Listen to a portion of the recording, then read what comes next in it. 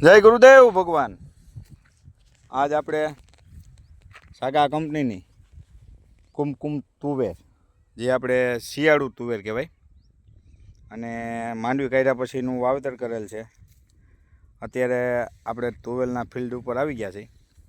આની અગાઉ આપણે સિબાકાનો રાઉન્ડ મારેલો હતો અને ફ્લાવરિંગ માટે જોયેલું હતું। તે પછી આપણે થોડીક મગફળીની સિઝનને એવું હોવાથી ફિલ્ડ ઉપર આવી નહોતા શક્યા, પણ હવે હું તમને લાઈવ ફિલ્ડ ઉપર આવી ગયા છે અને તુવેરની સાઈઝ પણ તમે જોઈ શકો છો। તમને આમ બતાવી દઉં, તુવેરની સાઈઝ ઘણી સારી એવી થઈ ગઈ છે। શિયાળુ તુવેર છે તો એ મારા કમર ઉપરની તુવેર છે, એટલે 3-3.5 ફૂટની હાઈટ આપણે અત્યારે ગણી શકીએ। અને માલ જોઈ લો તમે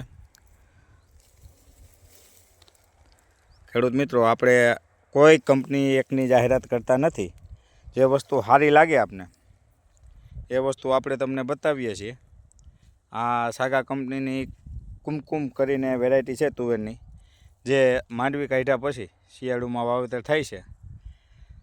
ગયા વર્ષે પણ આપણે ટ્રાય કરી, પણ બહુ લેટ વાવેતર કર્યું હતું। આ વખતેની ટ્રાયમાં એવું લાગે છે કે ઉત્પાદન બહુ સારું એવું મળવાનું છે। અને તમારે ત્યાં તુવેર કેવી છે, શિયાળુ તુવેર વાવેલ હોય તો વિડીયોમાં જણાવજો કે તુવેર કેવી છે। અને સિબાકાનું રિઝલ્ટ આપને જબરું એવું દેખાય છે। તુવેરમાં ફ્લાવરિંગ સારું જ હોય છે, પણ સાથે સાથે એનો ગ્રોથ, કારણ કે શિયાળુ તુવેરનો ગ્રોથ બહુ જૂજ ઓછો થાય છે, પણ ગ્રોથ અને ફ્લાવરિંગ બે સાથે થાય તો બહુ સારું કહેવાય। અને અત્યારે તમે જોઈ શકો છો, બહુ એવું સારું એવું કામ છે। જય ગુરુદેવ, મળશું પાછા નવા વિડીયોમાં।